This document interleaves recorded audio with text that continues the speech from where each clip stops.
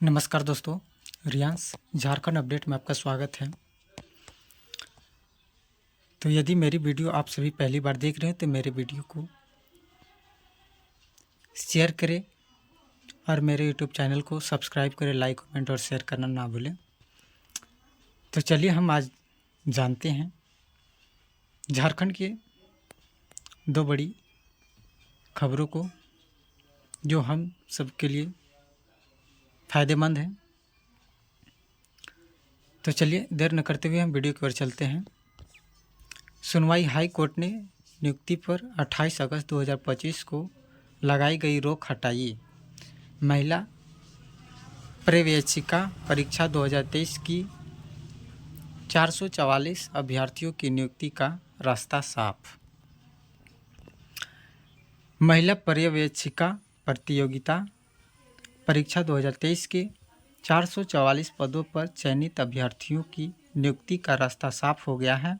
मंगलवार को Jharkhand high court ने नियुक्ति पर पूर्व में 28 अगस्त 2025 को लगाई गई रोक अंतरिम आदेश को हटा लिया।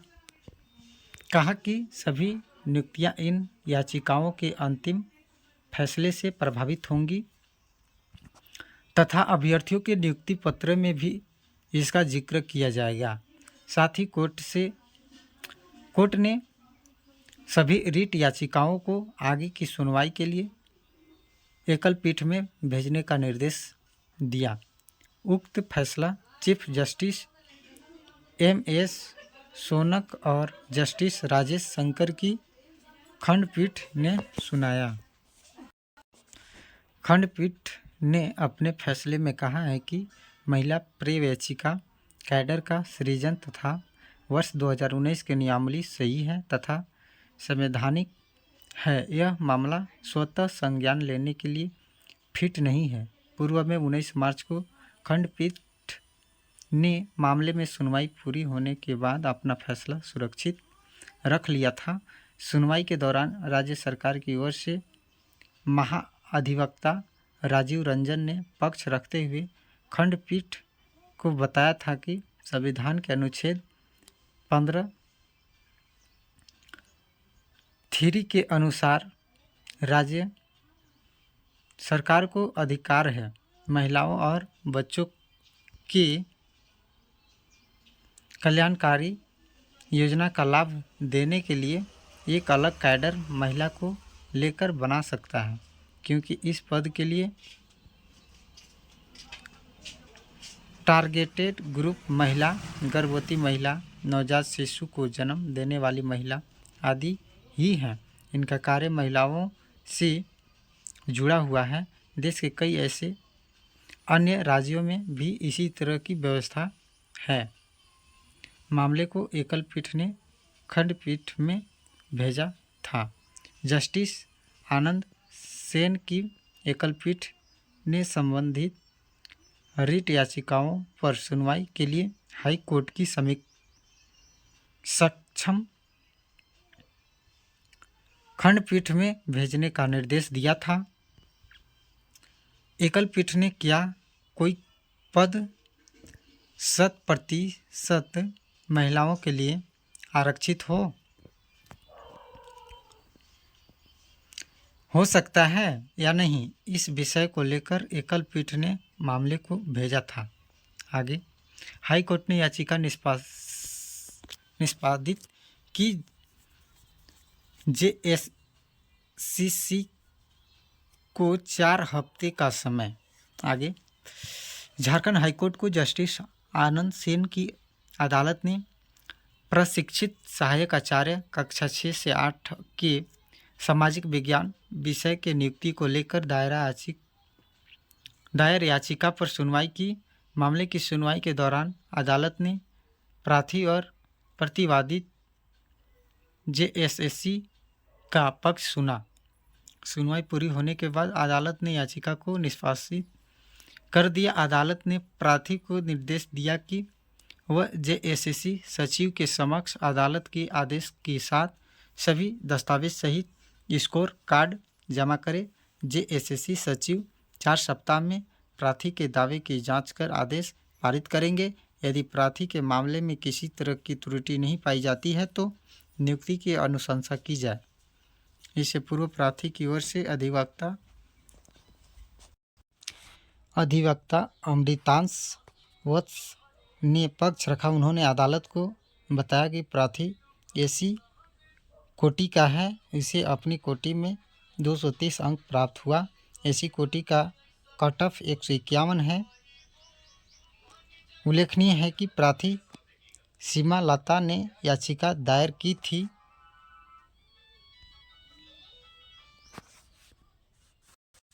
आगे, बिना आदेश जारी नहीं करे होमगार्ड नियुक्ति का अंतिम result.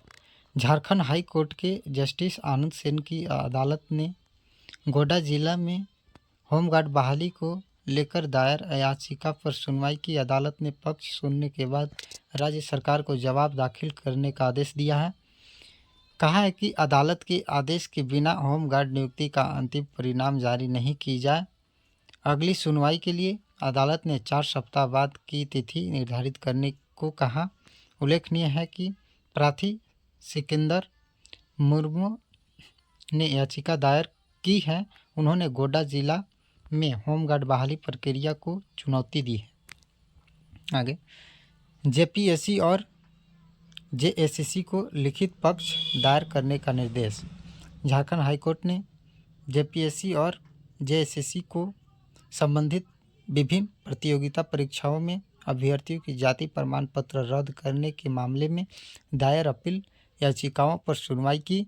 Chief justice MS Shaunak और जस्टिस राजेश शंकर की खंडपीठ में सुनवाई जारी रही। खंडपीठ ने जेपीएससी और जेएसएससी के अधिवक्ता संजय पिपरावाल को लिखित रूप में पक्ष रखने को कहा। इसकी अगली सुनवाई 1 अप्रैल को होगी। इससे पूर्व प्रार्थी की ओर से अधिवक्ता कृष्ण मुरारी, अधिवक्ता श्रेष्ठ गौतम, अधिवक्ता अमृतांश वत्स और अन्य ने पैरवी की। बताया गया कि प्रार्थियों को कट ऑफ मार्क्स से अधिक अंक मिला है, लेकिन आयोग ने उनके जाति प्रमाण पत्र को स्वीकार नहीं कर उसे अमान्य कर दिया है। अधिवक्ताओं ने सुप्रीम कोर्ट के फैसले का हवाला देते हुए बताया कि जाति जन्म से होती है, जाति प्रमाण पत्र को तकनीकी आधार पर स्वीकार करने से इनकार नहीं किया जा सकता, आरक्षण का लाभ देना होता है। आगे, कोर्ट ने सभी रीट याचिकाओं को आगे की सुनवाई के लिए एकल पीठ में भेजने का दिया है निर्देश। सभी नियुक्तियां याचिकाओं के अंतिम फैसले से प्रभावित होंगी और अभ्यर्थियों के नियुक्ति पत्र में भी इसका जिक्र किया जाएगा। महिला पर्यवेक्षिका कैडर का सृजन तथा वर्ष 2019 की नियमावली संवैधानिक है। यह मामला स्वतः संज्ञान लेने के लिए फिट नहीं है। प्रार्थी के अधिवक्ताओं ने क्या कहा? प्रार्थी की ओर से अधिवक्ता अमृतांश वत्स ने पक्ष रखा। उन्होंने बताया कि सरकार महिलाओं के लिए अनुच्छेद 15(3) के तहत योजना बना सकती है, इसमें कोई आपत्ति नहीं है। जैसे ही किसी पद पर नियुक्ति की बात आती है तो वहाँ संविधान का अनुच्छेद 16 लागू होता है। इसी अनुच्छेद के तहत नियुक्तियाँ होती है, इसके अलावा कोई और प्रावधान नहीं है। इस अनुच्छेद के तहत यदि नियुक्ति नहीं होती है तो वह असंवैधानिक ही कहलाएगी। सफल अभ्यर्थियों की ओर से अधिवक्ता राजेंद्र कृष्ण और अधिवक्ता इंद्रजीत सिन्हा ने महाअधिवक्ता की दलीलों का समर्थन किया था। न्याय मित्र अनूप कुमार मेहता ने भी पैरवी की थी। उल्लेखनीय है कि प्रार्थी आकांक्षा कुमारी और अन्य की ओर से अलग अलग याचिका दायर की गई है। जेएसएससी द्वारा 444 पदों पर महिला पर्यवेक्षिका की नियुक्ति के लिए अनुशंसा राज्य सरकार को भेजी गई है। आगे, दुमका के करेला और गजंदा गांव का मामला। खतियान के अंतिम प्रकाशन के 6 माह बाद आपत्ति स्वीकार नहीं। झारखंड हाईकोर्ट जस्टिस संजय कुमार द्विवेदी की अदालत ने भूमि विवाद से जुड़े मामले में फैसला सुनाते हुए दुमका की निचली अदालत के 12 मई 2010 के आदेश को निरस्त कर दिया है। केदार वैद्य की याचिका को स्वीकार करते हुए अदालत ने अपने फैसले में कहा है कि जब रिकॉर्ड ऑफ राइट्स यानी खतियान अंतिम रूप से प्रकाशित हो चुका है तो समय सीमा बीतने के बाद दायर किया गया मुकदमा कानून मान्य नहीं है। सताल परगना सेटलमेंट रेगुलेशन 1872 की धारा 24, 25 तथा 11 के अनुसार रिकॉर्ड ऑफ राइट्स की प्रकाशन 6 माह बाद वह अंतिम हो जाता है।